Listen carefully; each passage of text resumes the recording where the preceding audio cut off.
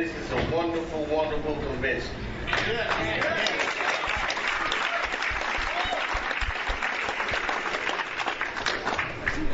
And the man I'm about to introduce, to say a little bit about him, we share a sponsor. We've even gotten in arguments over who our sponsor likes the best.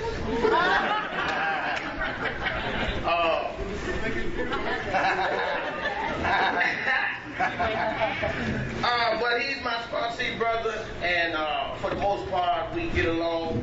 We share our common welfare. He's one of those guys that will bring something to the group. He provokes thought. He will wake you up and get you on fire, but you must have an open mind. Because like I said, he does bring something to the table. And without further ado, I give you Ethan from Massachusetts.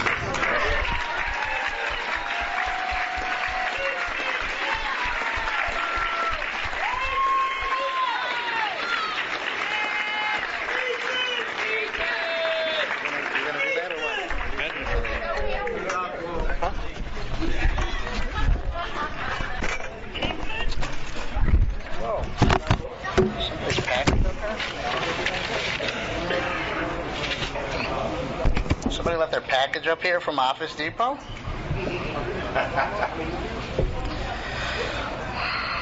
I'm an addict recovering from the disease of addiction. My name is Khaleq. Khaleq FW from New England. And I'm truly, truly grateful to be here. It's an honor and a privilege to be in Tennessee with you beautiful people.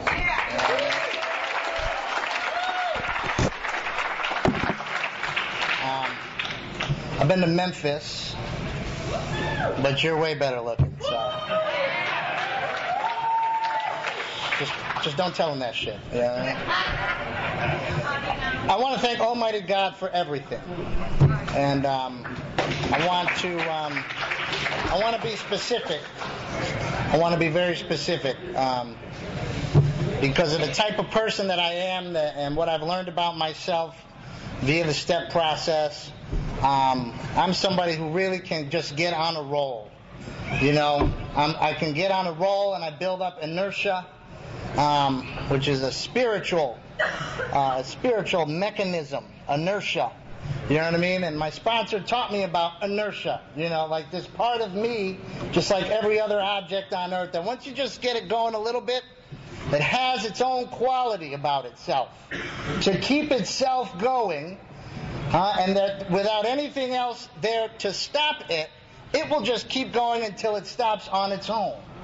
And me being the kind of person that I am, is not about to stop on my own too often. So oftentimes it's something that is greater than me, outside of me, that shows me something that I just don't see.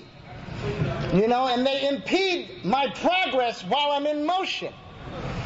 So what happens is I just get going, and it can be a physical action. It could just be me saying things like, thank Almighty God for everything. Because I say that a lot. I have the privilege to run my mouth for Narcotics Anonymous on a regular basis. All over the place. And I always say I want to thank Almighty God for everything. It doesn't matter where I am, what time of day. That's what I find myself saying. And what happens is, because of the inertia, you know, because of compulsion, once I get going, that inner mechanism that just happens to, I don't know what you want to call it, flick the switch, you know, just keeps going, I might find myself saying things and doing things without even being in touch with why it is I need to say or do those things. So I'll be saying, thank God for everything, and have lost touch with what it is that God has given me to be grateful for. Because I feel like it just will cover everything. So I don't necessarily need to maybe, you know, keep in touch with the specifics. You see? And because my perception of reality is so distorted sometimes, I'll just settle on physical things to express my gratitude for, or just maybe a little bit of relief in a behavior or something that I've had a great deal of trouble with in the past, and not really get in touch with some gratitude for what is underlying the behavior. And the change that's there, the transformation that has happened inside of me, in my thinking process, in my ability to handle feelings, in my ability to just be a good man, to not come up and make overblown claims about who it is that I am. If it's not happening in my life, I don't talk about that shit. People will say, man, he don't never talk about that.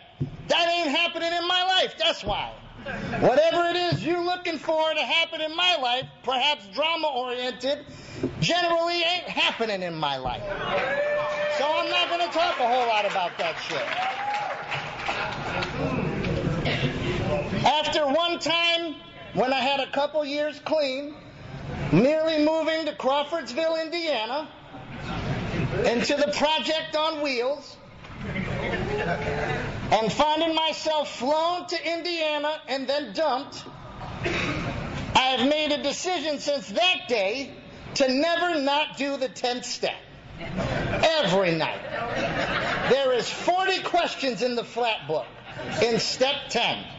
I do not miss one night doing the 10th step. This fellowship may not be under surveillance, but you need to keep an eye on me.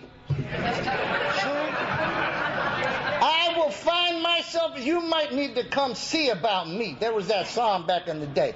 You need to come see about E, is what they should have been saying. Man, I'm just so excited to be here. I'm from Holyoke, Massachusetts. Yeah, exactly. Nobody in this motherfucker knows where Holyoke, Massachusetts is. That's all right. That is just fine. It's the birthplace of volleyball. We're right next door to the birthplace of basketball. But what it is, really, is the burnt building capital of New England. It's a pyromaniacal kind of town. It's the kind of place where, they say if the going gets tough, the tough get going. No, the tough burn shit. When the going gets rough where I live, we light it up and leave. That's what I was raised in. I don't recall a summer in my childhood where several buildings didn't go up in a blaze. And I remember walking around as a child with my mom, and she would say, I remember when we used to live in a building that used to be there. And I remember when we used to live in a building that used to be over there, too. Matter of fact, we used to live in a building that used to be over there back in 1974. We used to live in a building that used to be over there. It's a lot of vacant lots and abandonments where I come from. It's hard to build an appreciation for the things that you have in your life when everything around you is being burnt to the ground. You see, because of my issues with perception, I always misconstrued information as it was presented to me. Now, I would love to say that I was misinformed by many people. That's really not the case. That is not my story. I misinformed myself more than anyone else. I formed my own opinions about what it was that I saw.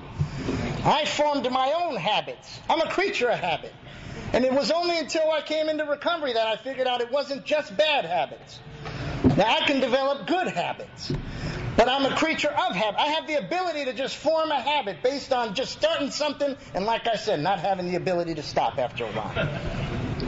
You see, I remember when I was a kid, I was 6 years old, and I'm from Ferguson Place Projects, which, by the way, ain't there anymore.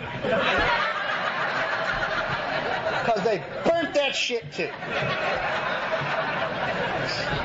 But I remember being in Ferguson Place Projects, and we was playing kickball in the back. And I remember I kicked the ball, and it went under a porch. And they were complaining about the ball continuously going under a porch. Because, the buildings weren't put together too well. Right? And, of course, I didn't know then what I know now, and what you probably all figured out in 5 minutes. I have a big mouth. Right? And I probably said some very horrible things to some people, complaining about the ball going under the porch. And I remember going to get the ball, and as I got close to going underneath the porch, I had a really hot pain go across my back. And I didn't know what had happened. I thought I got set on fire. You know what I'm saying? And I remember running upstairs screaming. You know what I mean? And my mother was on the telephone. And apparently I did that on a regular basis, run upstairs screaming. You know what I'm saying? And I said, I'm screaming, incoherently about what had happened. My back is in pain and stuff. There's blood coming out of my back all over the place. And my mother was on the phone. And my mother said, and she stopped her conversation and she looked at me and she said, "You need to wait a minute." Just like that. You need to wait a minute. And she probably didn't see the blood. It was on my back. But it didn't matter. What that told me and what that began to formulate inside of me is this belief system. An untrue and unhealthy belief system about my worthiness of being helped. And just when I deserve to ask for help. And when I deserve to receive help.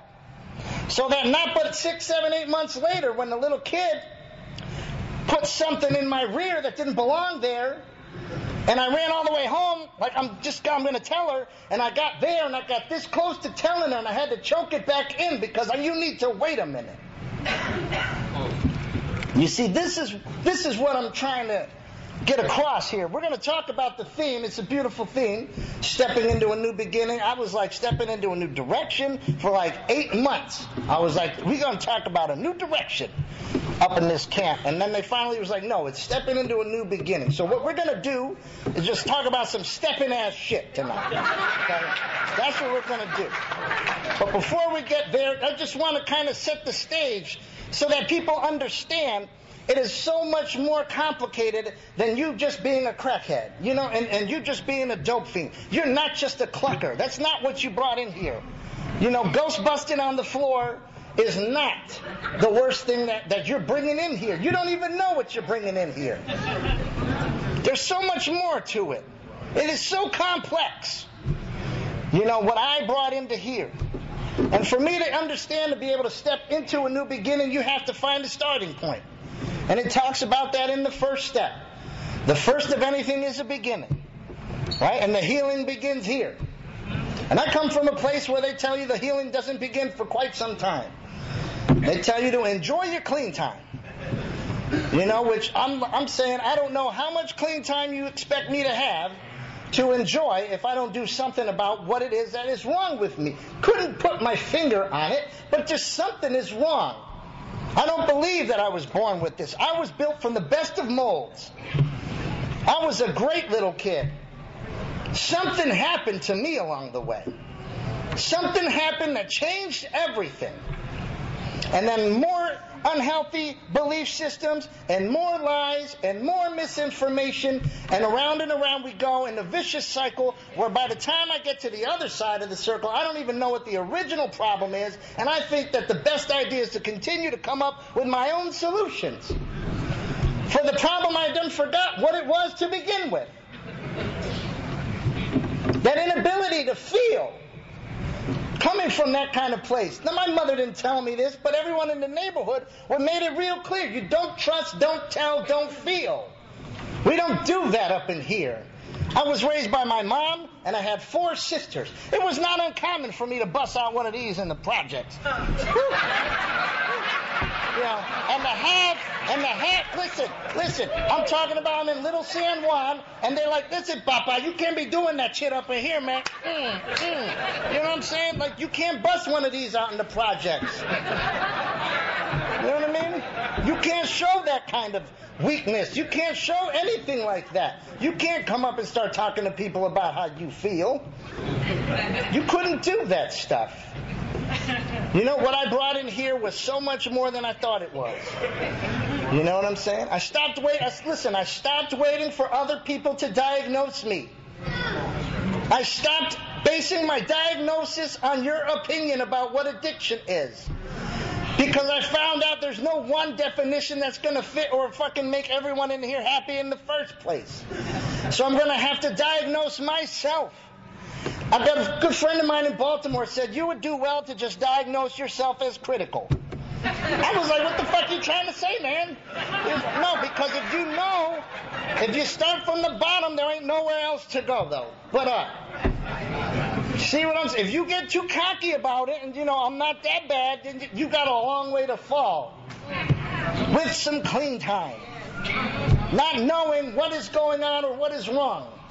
Because everyone is, listen, what it's called is spatial disorientation. That's what it's called. It's called spatial disorientation. What happens with spatial disorientation is like when JFK Jr. died in the airplane, right? His airplane was plummeting to Earth so fast that it caused an effect inside the aircraft, in the cockpit, that made everyone inside the plane feel like they were actually gaining altitude. Do you understand feeling as though you're going somewhere and you're really not? Maybe you can't identify with that. Maybe you're still confused as to why people get white key tags even though they got a home group, even though they went to 90 and 90, even though they put out a key tag or two, or they gave somebody a hug, or they made some coffee. Maybe you just don't understand why somebody doing all what appears as though is all the right things could possibly go back out and use. Right.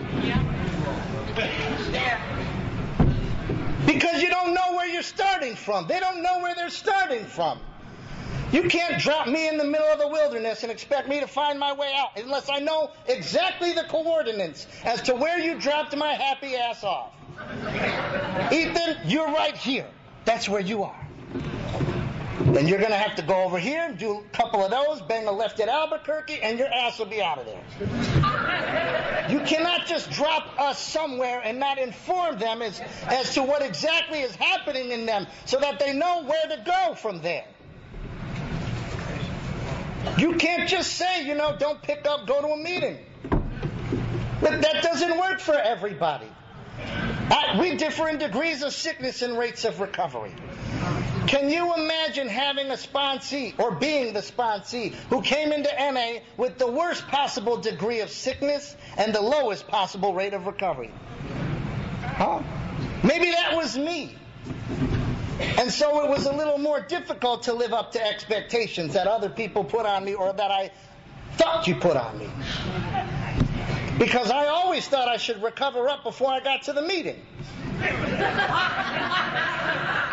I always got it backwards. I didn't wake up in recovery and then the disease attacked me all day. But we say dumb shit like that. We say shit that don't even make sense. Thanks to the 12 steps, you need to make sense when you talk to me now. I'm not buying shit as is anymore in Narcotics Anonymous. You will not sell me a dummy in Narcotics Anonymous anymore. You can't return things when they sell it to you as is. That's a bad policy, buying something as is. You might want to find out if what they're trying to tell you in here makes some sense. Maybe get a second, third, fourth, fifth, sixth, seventh, eighth, ninth, and 10th opinion on that. Maybe check the literature. Because I know there's some stuff that they say regionally. Right? Certain parts of the country have certain philosophies of recovery. Don't act like they don't. They really do. This is a non-religious program with a very religious fellowship sometimes. Based on where you live, some people will tell you a swear is a defect of character. And that has nothing to do with Narcotics Anonymous or recovery. Don't bring your religious belief systems to me. Because you feel bad because you got to go to church someday and talk about how you said the wrong word or some shit. I'm a painter, I'm an artist up in this camp. You will not remove my favorite colors from my palette. We don't have a dress code in Narcotics Anonymous. We don't have a speech code in Narcotics Anonymous. This ain't, you dress like a hoe Anonymous. This sure as hell ain't Celibacy Anonymous either. You got the wrong one.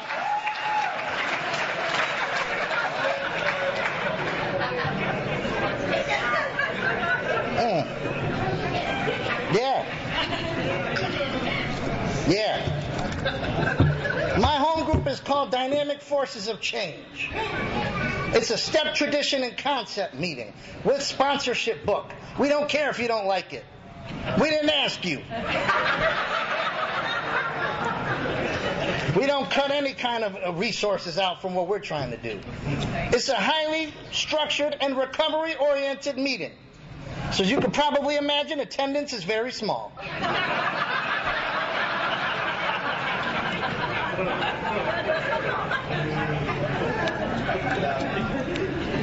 It's a privilege to be part of Narcotics Anonymous and to have some say-so around this piece.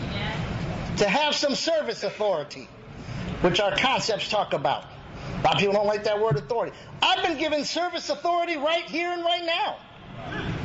Y'all thinking twice about that shit now, huh? Yeah. I've been given service authority. Well, all authority comes with more responsibility. And when something's clearly explained to me, then I can be held accountable for it. I can't act like I didn't understand what you were trying to tell me to do. Up here, it's real simple. I've been charged. Listen, I haven't been charged outside of NA in a long time with something, but in Narcotics Anonymous, I've been charged with possession of the message with intent to distribute up in this case.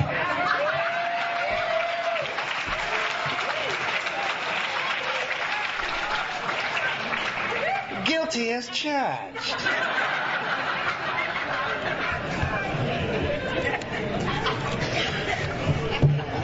I'm excited to be here, man. It was really nice, man. You know, I got to see what God did on the plane coming over the Smoky Mountains. You know, I know like some people be like, we're from here. We see that shit. Man, I ain't never seen no smoky-ass mountains.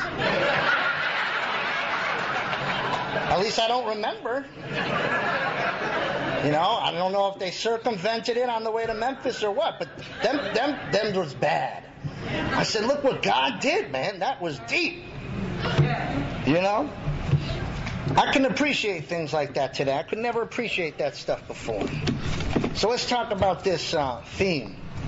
Let's talk about this theme, because that's the job. A theme of an area convention or a regional convention is the collective message of every single group in that area.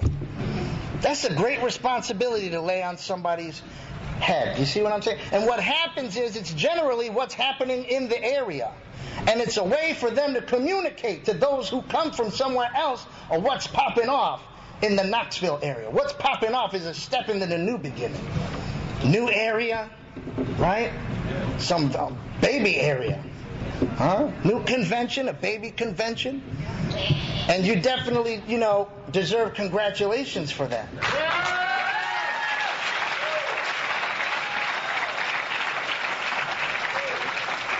But I got to say something though. And I'm flying home on Monday. You never have to see me again after this. I'm a single father. I have two daughters. Abigail Rose, 9 years old, and Catherine Kelly, 11 years old.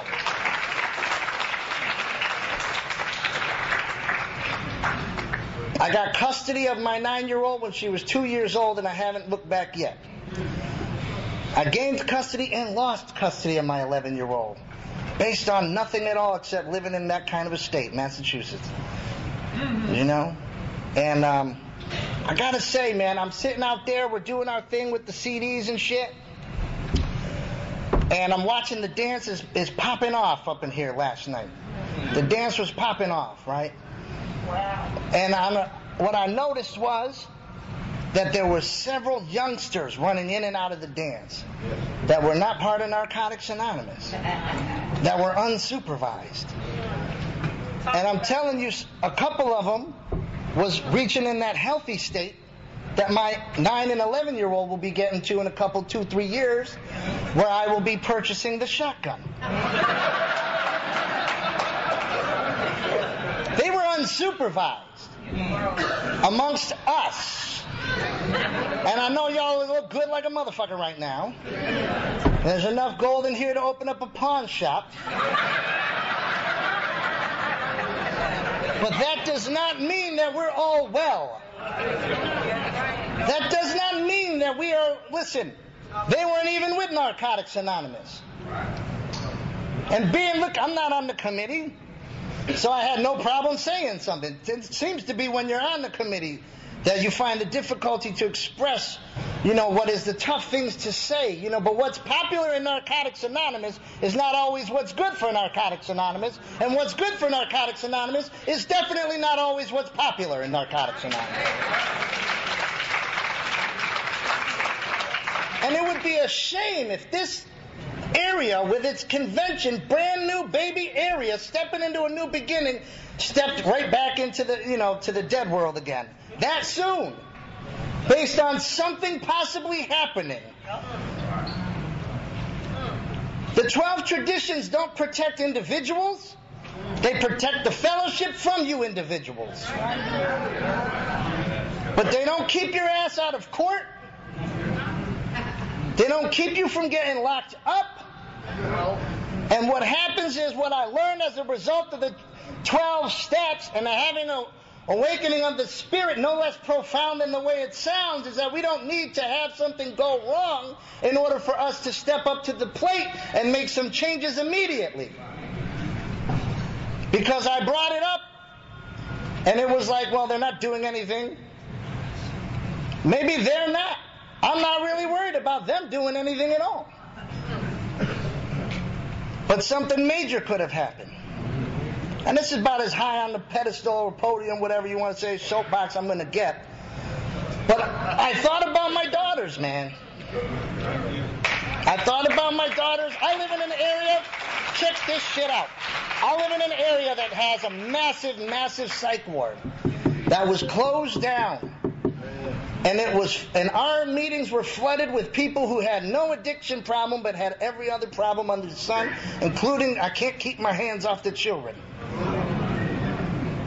And nobody was willing to do anything about it.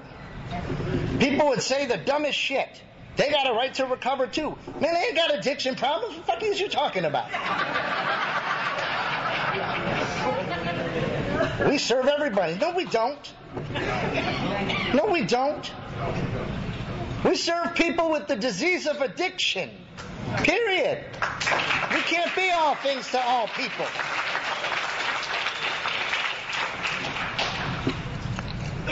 So I'm going to leave that alone. That's all. I just had to say what I had to say. You know what I'm saying? Let's talk about the here and now hit. I have no problem going back. I'm a great storyteller. NA has the greatest storytellers in the world. Half of that shit ain't even true most of the time either. Yeah, But, so I'm gonna, I don't like to make overblown claims. I don't like to be held accountable for things that ain't even really happening. People are watching us, whether we know it or not, whether we want to admit it or not. Yeah. You know what I'm saying? I got sponsees in here. I got grand sponsees in here. You know what I'm saying? And so instead of an interpretation, it's very best that I do a demonstration of what the program is really about. I talk about it all the time. You'll never catch me being the guy that says what you say in here ain't important, it's only how you live it. That don't make no goddamn sense. How the hell did you hear the message? Telepathy? Somebody said something to you. Everyone you hung around with before said stuff too, but it didn't sink in. They diagnosed you your whole life. It wasn't until you diagnosed yourself, you got around a select group of people. It was what they said to you that sunk in. They had credibility. What they had, what they said held water for me. It held water for me. It broke through when nothing else broke. This message will break through when nothing else broke through, man. Fractured all types of masks that I had on. The masks I had no idea about. So much that they were in so many pieces that every time I tried to pick them up and glue them together again and paste them back on my grill piece, the real me began to ooze out. And as I continued in the step process, the fake me was introduced to the real me. Yeah. The stranger's not a stranger anymore. I know what's popping in my life. I don't have that excuse anymore. I know exactly how sick I am. I don't get mad when people be like, sick. I'm like, well, what the fuck else is you? You sure ain't healthy. I'd be way more mad if everyone was like, healthy. I'd be like, oh, hell no. this is, all right, now I got a problem. You know what I mean? The disease of addiction is like a multifaceted diamond. Like the trillion cut joints. Right? So that there's so many surfaces to it. And with a multifaceted diamond, you can see some surfaces only when the light is exposed to it. Each time it is shifted, the light goes from one surface to the other. So you become aware of a brand new surface in a brand new area of your life that needs some principles applied to it. But just in the same instance, what you now see, what you saw before, you no longer see. Because the light was shifted away again. Recovery is not a blanket process. Because addiction is not a blanket process. That's why you'll never hear me say some crazy shit like, he ain't got no recovery. That ain't something you pick up at the supermarket. You can't quantify recovery. We don't have measurement instruments for recovery. What kind of barometer are you using? How do you know how sick someone is? Oh, he needs to surrender. How do you know I need to surrender? Surrender to what? Diagnosing everybody else but myself. Yeah. It is so true that you can be really healing in many parts of your life and stay sick in others. But we're the only people with a real disease that will sit there with the same disease as you, both of us healing in some areas, and literally say, your recovery ain't shit. I've never met anyone with diabetes on dialysis go up to somebody else on dialysis and be like, you know what, the way you do dialysis, you need to surrender.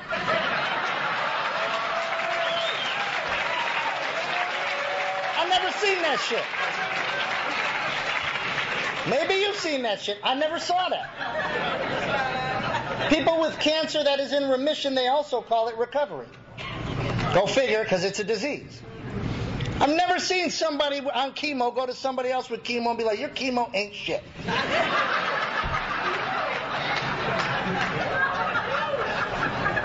Never seen that. Only us. That's how twisted we are. It's funny, but in a way it's really not. That's the scariest thing about it. The disease of addiction is like HIV. Yeah. It's like HIV. It changes your inner workings to the point where when the treatment is produced into you, it attacks the treatment. Why do you think we attack our messengers? There's a part of me that knows that when you enter into my circumference, into my atmosphere, you're trying to do something to make me get better. We are at least two people, Dr. Jekyll and Mr. Hyde. Look at this shit. Look at my flat book, goddammit. Look at my fucking... Look at my works how and why, the blind man's edition. Look at that shit. Do you see the work I do? At the same time, there's a part of me trying to hurt me. While I do this, there's a part of me that will do this, feel so good about it, instead of fix a feeling with another feeling, I'll try to just maintain the feeling, and it's after I put my literature down, we'll eat 8 pieces of chicken.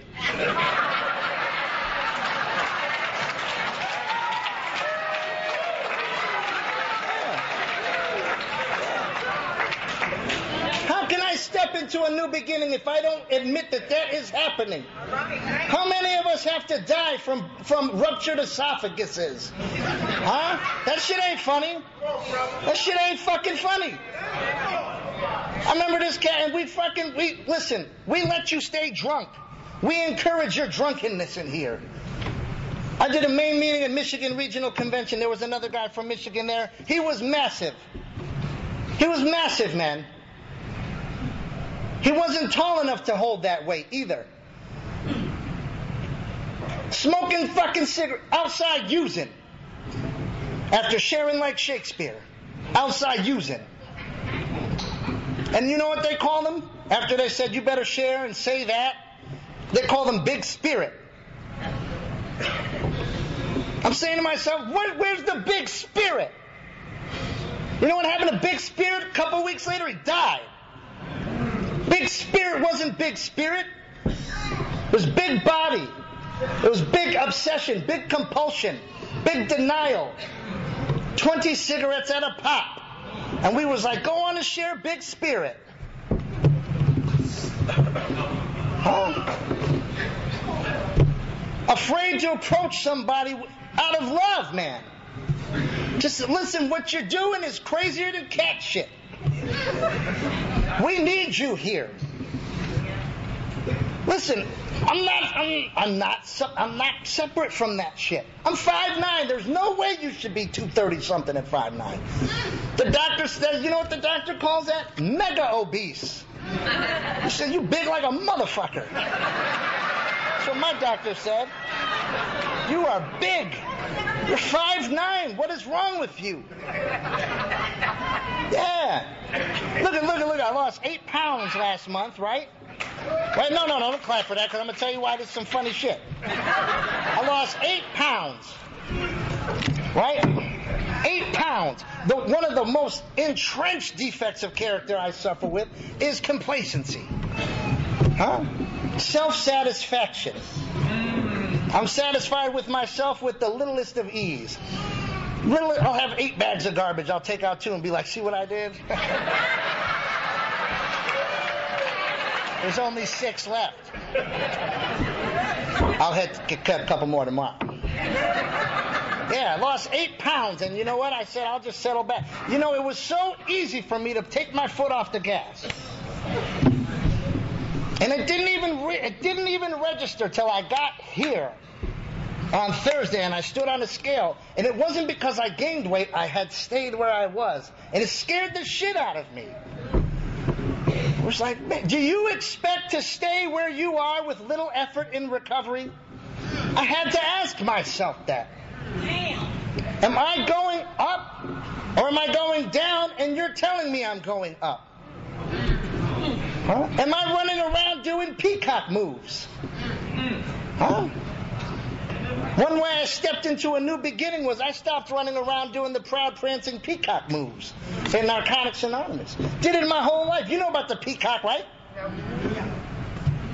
There's the peahen, that's the female. The peacock, well, you know. Right? Peacock, just like any other animal, every now and then wants to get his stuff on. Right? Wants to get his groove on. Peacock wants to get his groove on. What does he do when he wants to get his groove on? He blasts his beautiful feathers out. Right? Kind of like a lavender shirt and black pants. And some gaiters. Right? And he starts, you know, what you think about that shit back there? I got back. You know what I mean? Yeah. Peacock meets peahen. She likes that daddy's got back. Peacock hits peahen. Next thing you know, the feathers go away. Ain't shit pretty anymore. And he runs his happy ass away before she tries to get him to commit. Only to get what it is you think you need to acquire. Huh? 10-step talks about that commitment when it doesn't, get in the way of everything else I want to do. When it isn't too hard. I did that clean. I did that using. Huh? That's what listen, I was 90 days clean. I was a GSR. That's the craziest shit I've ever heard of. Spiritually unconscious, trying to carry group conscience. At area service, writing my own motions for a group that had no idea what the fuck I was doing. I'll get my homeboy and be like, you need to second this. Trust me, I'm a trusted servant. I'm a trusted servant, so just trust me. You need to second this shit. 90 days clean. Yeah, 90 days clean, 91 days clean. I could speak at meetings in my area. That's terrifying. That is terrifying. 91 days before that, I was smoking crack and sniffing heroin. But now I'm going to tell you how it works.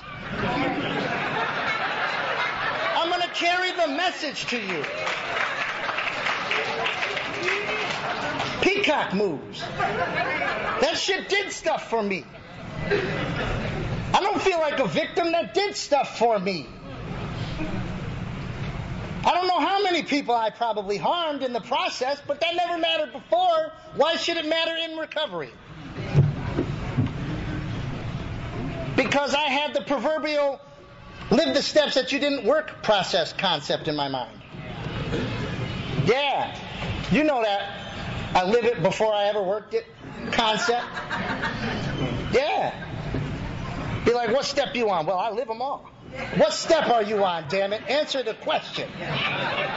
With your sponsor. You know, that guy that guides you through those steps. What are you on?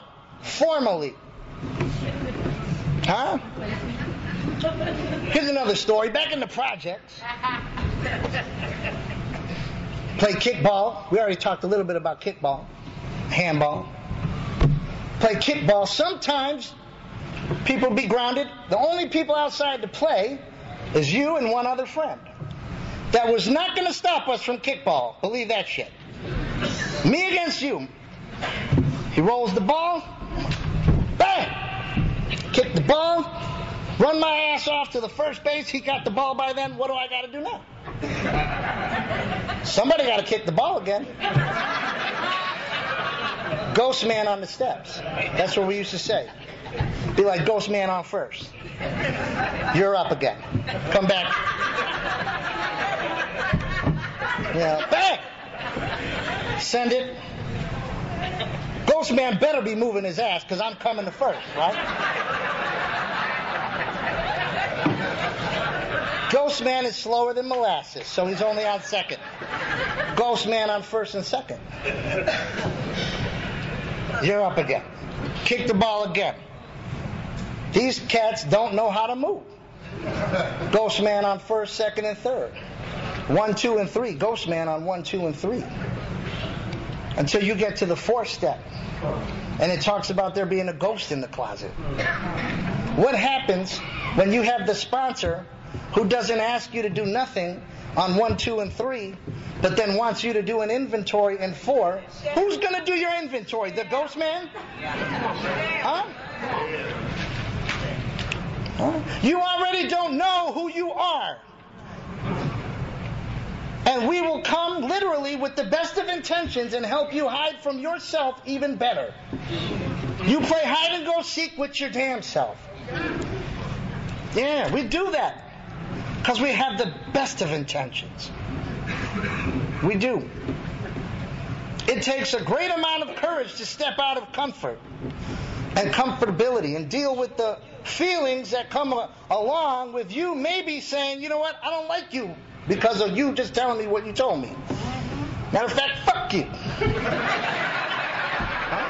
Matter of fact, why don't you keep the focus or you get caught in the hocus pocus. We start saying all this crazy shit. Yeah. You guys to allow me my process. Huh? You gonna take my inventory, maybe you can make my amends for me. All this dumb shit. Nobody taking your moral inventory. I'm just calling you out on something that's plain to see. Stevie Wonder could see you're fucked up right now. But it's hard to see self-deception when you're the only one looking. I can't see my ears. Y'all can. My man Rascal Flatts tried to cut my hair, and he missed a spot. I didn't see that shit. What kind of sponsorship shit is that, first of all? All my sponsees let me walk around with a fucked up patch on my neck. My sponsee Josh is like, yo, he fucked your hair up. One addict helping another. Do you know how much we need each other? Yeah. So eventually you do some step work. I'm just going to assume that you do. And I'm going to encourage you to. Right? I'm not going to speak to newcomers in here as if they're stupid. I refuse to do that. There ain't no two messages, a newcomer message and an old-timer message. There's one Narcotics Anonymous message.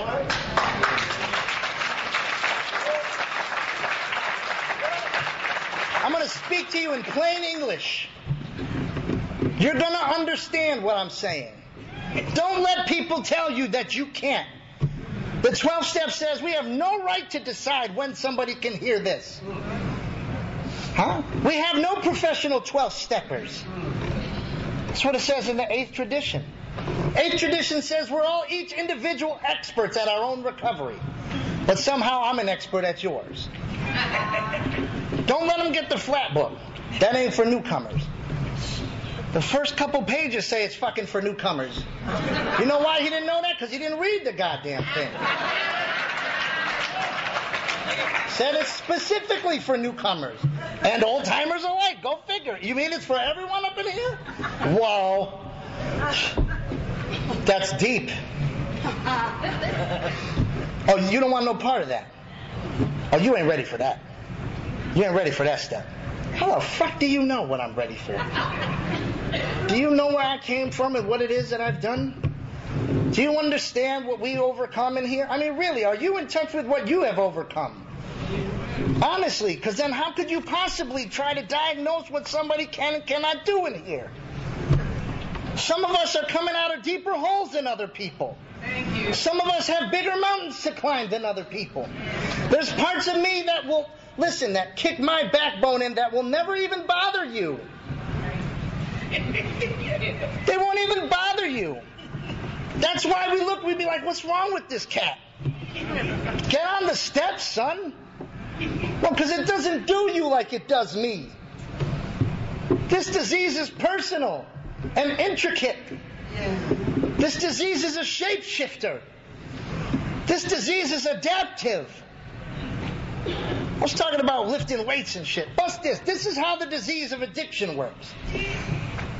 If you lift weights and you only work on a certain part of your body and you don't ever change the amount of weight that you put on the bar, your body will adapt to it and you will not get any bigger. Say that. You've got to shock the muscles. That's what they'll tell you. They'll say, change the routine for today and do something else. You've got to shock the muscles. Matter of fact, put some more weight on that. You've got to shock the muscles. You have to shock the disease of addiction. You cannot come around here with some Freudian psychoanalytical fourth step. You got 35 years clean and you just keep doing the same kind of fourth step. I'm going to go back to the first time I used and expect to surprise yourself with the answers you got.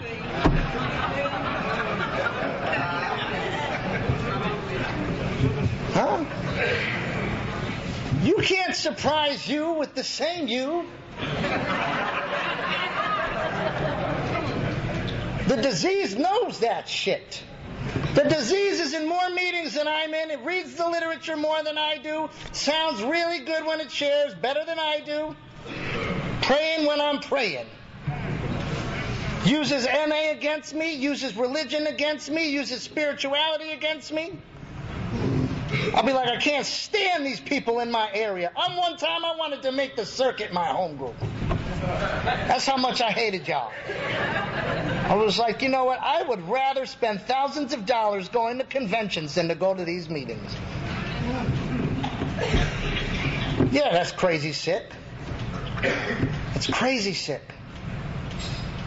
I had adapted to what kind of information was being presented to me. I'm from an area where maybe 5% of us have done a fourth step. That's terrifying. Cats with 18 years clean. I remember one time the area chairperson, 18 years clean, God bless this guy. No fourth step. Said, man, I wish you never came back. That's what he told me. I could empathize, man. I could empathize, man. 9th step in the flat book. Let's talk about stepping in a new beginning. Let's talk about doing something different than what it is you're used to. How we all come into contact with stimuli.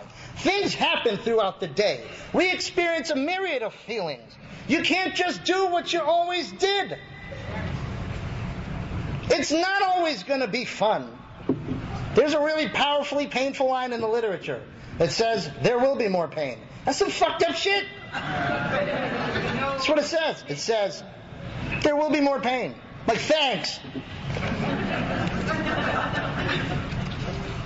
Thanks for sharing. This is the 9th step in the flat book. Before people start skitching about the name, you ain't got to like it. It's insanity to think I need to like everything that happens in NA, or that you should accept everything about me. This ain't Woodstock. This ain't the summer of love. Them cats loved each other. They were on shit. Why do you think they liked? They was on some shit. They was on the brown acid and all kinds of shit. That's why they loved each other. I'm not high anymore. If I don't like you, I don't like you. After an awakening of the spirit, I don't have the same kind of urgency in my life. I don't have desperation anymore. Something goes wrong in a relationship, it's a good chance that shit was supposed to happen. Instead of always worrying about what's leaving your life, my sponsor said, why don't you pay attention about what's coming in now?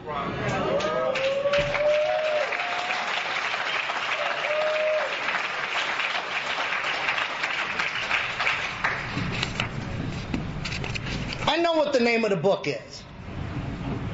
I get it. You know?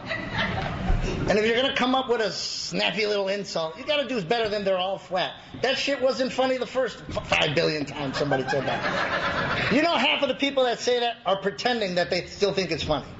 You know that. They're like, they're all flat. Shut the fuck up. Then they're like, it's really not even that funny. But everyone was looking at me, so I better laugh. Just stop. Somebody was like, they don't give nicknames to our books. What do you think basic text is? What do you think little white book is? That's a nickname. It's so obvious. It's the little white one. We don't give nicknames. What are you babbling about? Be quiet for a while. Maybe take in a meeting or two.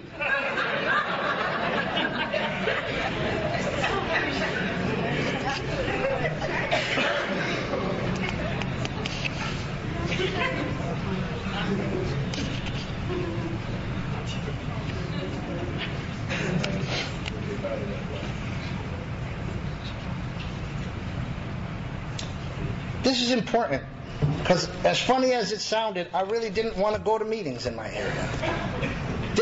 Did not. My attendance at meetings was like being at a therapeutic community.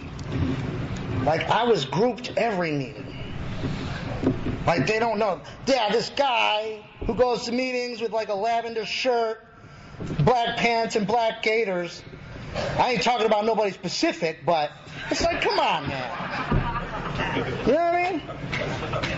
Always quoting that literature. Man, I wonder if you would have said that if I wasn't here. Because I'm one of 3 people that even bother with the books. Why did you... you know what I do? I go right up to be like, what'd you get out of that anyway? You really want to fuck somebody up when they sniper shot you? Ask them, what'd you get out of that? Did that add to your experience, strength, and hope? Because if it did, let me know. I can sniper share with the best of them. We had to talk where I came from. We talked a lot where I came from. And we had shiny shit on our hands. And we'd be like, yeah, what's up, son? Yeah. Be like, yeah. That was also you stay out here and never pay attention to here. Pay no attention to the man behind the curtain.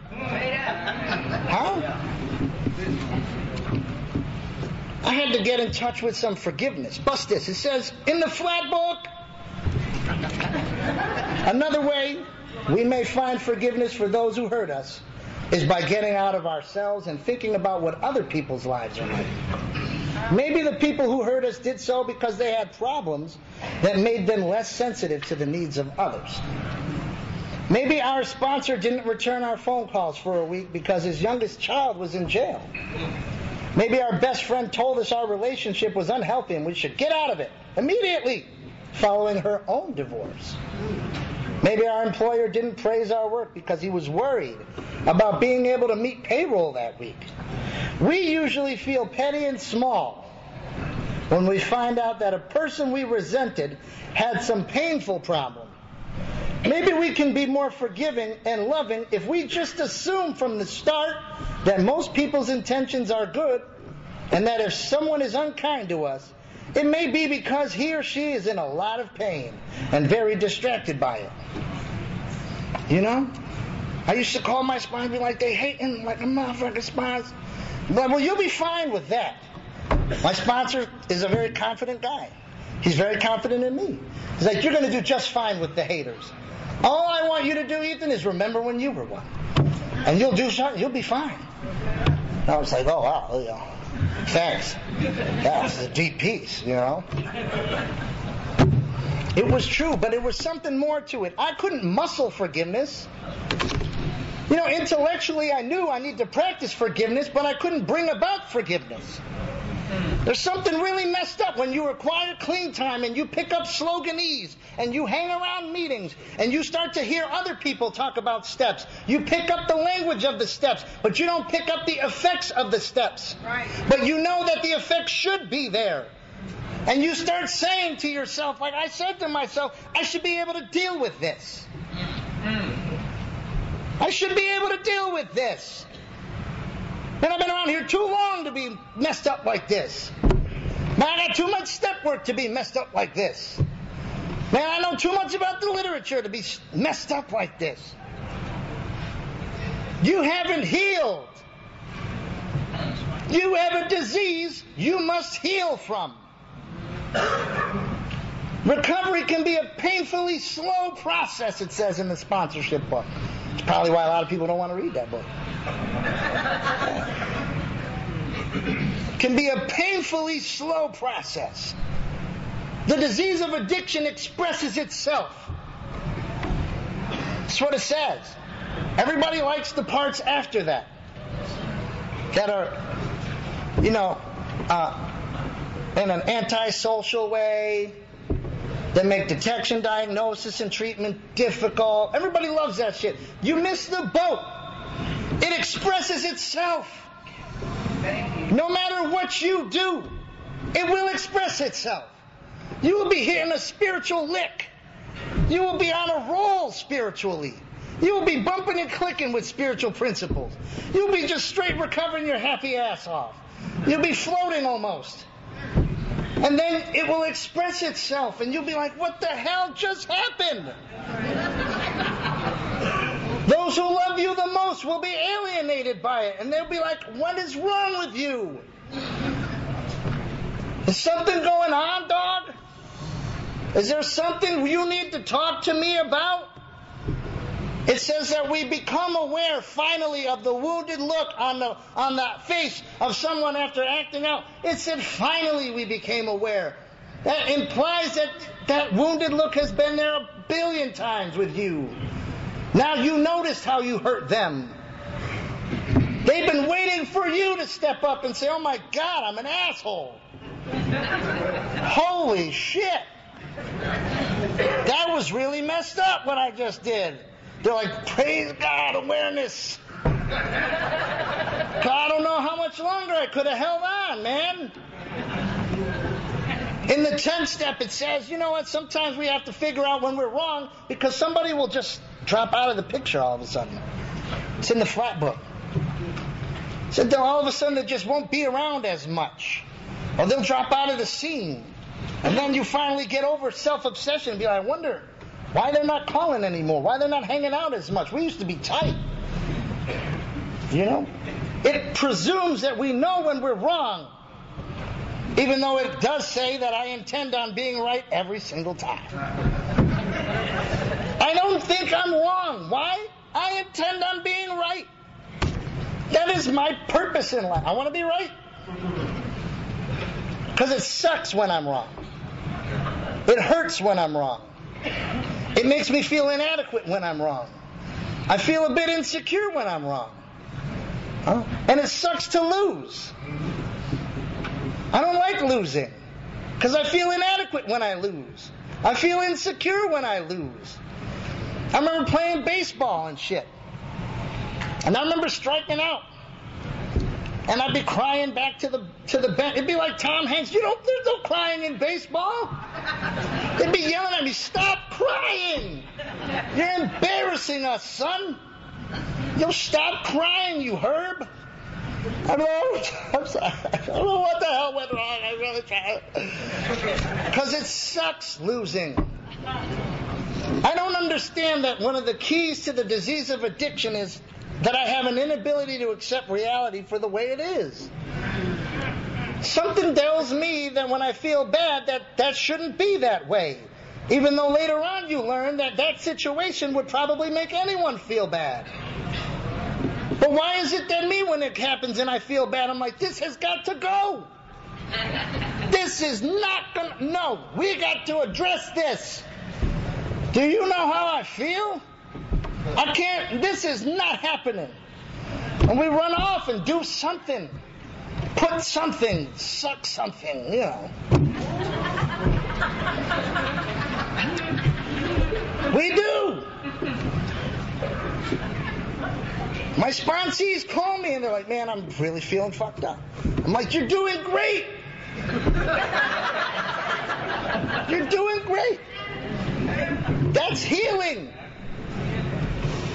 Why is it we think that we're recovering when we feel good and that we must be in relapse when we feel bad? What makes you think spirituality has to feel right? What makes you think personal growth has to be awesome? Especially when you mourn the loss of your illusions. Personal growth means sacrifice of what you convinced yourself feels real good. This is a defense mechanism. We nurture our resentments like a little baby. Oh, this is my little resentment. Oh, I love you, my little resentment. You want my little resentment? Yeah. And then they say, you got to let go of that shit. Are you kidding me? Do you know what that means for me to let go of what it is I have nurtured so much? I put a lot of investment into my resentments. Huh? I put a lot of work into my resentments. I get high on my resentments. Nothing feels better than a good resentment. It's like shooting a bundle. Like, oh, when will I get him? I'm gonna fix that motherfucker.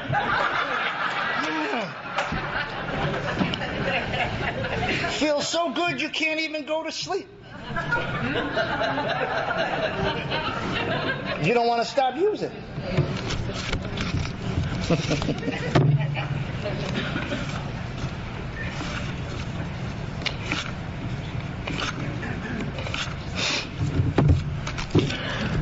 In the 11th step, talks a whole lot about different spirituality and forms of spirituality and spiritual exploration being wide open.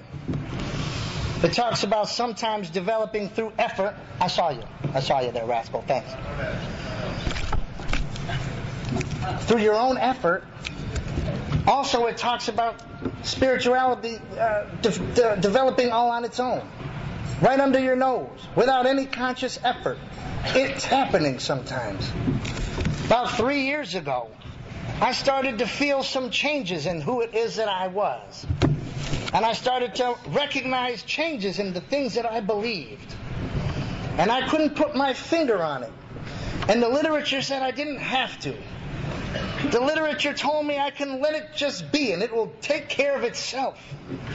Huh? It said I can get all kinds of information about my spirituality in the mundane details of my life. Not just the big explosions like, oh wow, what an amazing spiritual experience. That everything that happens to me shapes my beliefs.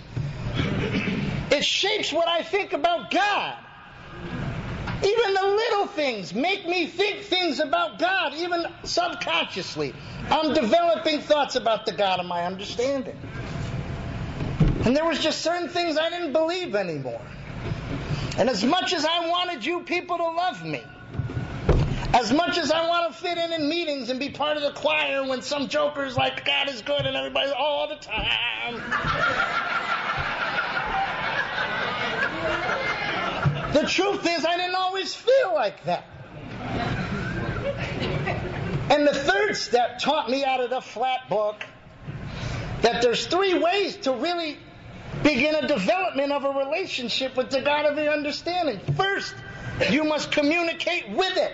And it even says, even if you feel bad, even if you're angry, even if what you have to say to God you think will hurt God's feelings. It says, go ahead.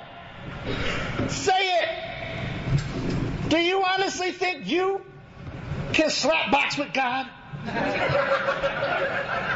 Your arms is too short to slap box with God. Tell him how you feel. And I started to. I had just re-lost that custody of my oldest daughter. BM number 1 was active. And yet she regained custody. I would go to court and say, that broad is using. Why don't you test her right now? And they would say, you know what? I don't think she is. And they would not do nothing about it. I got used to having her again. I hadn't seen her in 5 years. And I got used to putting her to bed and waking her up in the morning. And I didn't have her again. See, I didn't feel good about it. I wasn't in all the time. Hell no. I was pretty mad all the time. I didn't understand. And I thought God didn't understand. I've done a number of inventories, and there's a part of me with amazing craving for you to understand me. I need to be understood. Even though we're taught to understand rather than be understood, I still have to go past the initial part. I want you to understand me. And I couldn't understand it. And it made me angry with everybody.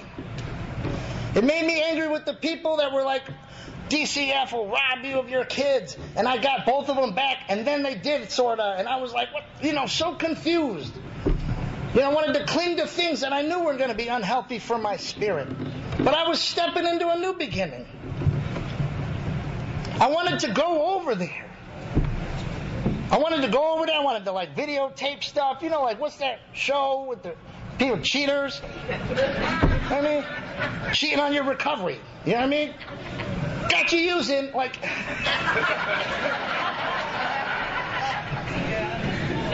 had to practice fidelity.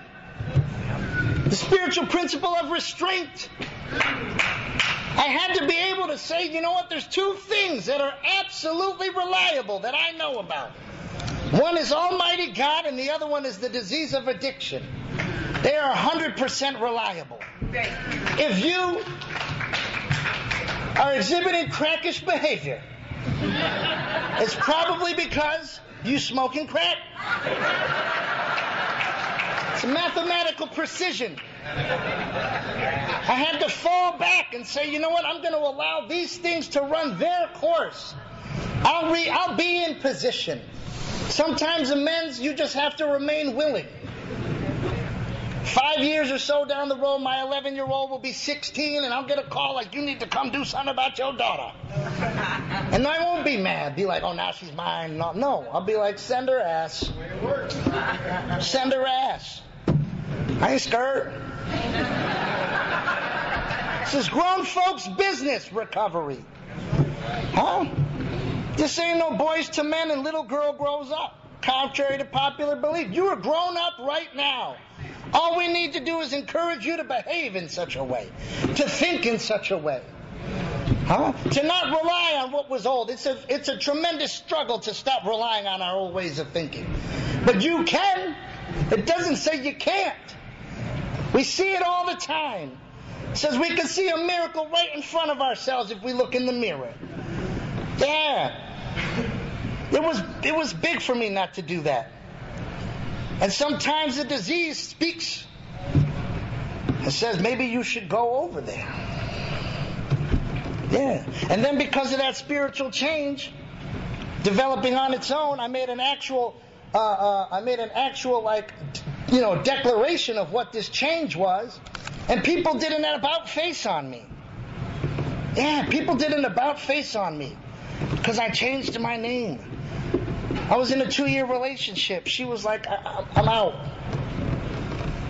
You know what? My grand sponsor said, you don't have to do nothing but lean into the sharp points of life. Dance in the midst of the fire. Huh? Embrace the pain. Embrace it. She is not God. Huh? You can go then. I'm not running down to New Jersey talking about please, baby, please. Peace out.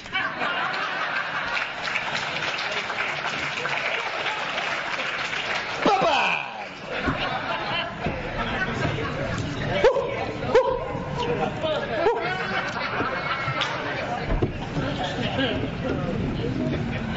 I don't pray to her.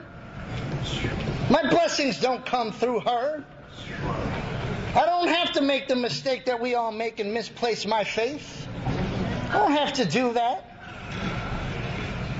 You guys are good as resources, not as the source. Yeah. You know, I've changed, and I know that I've changed. And if you've changed, then you know you've changed. You have one responsibility. That is to give a friend a chance to catch up. Thank you for letting me share.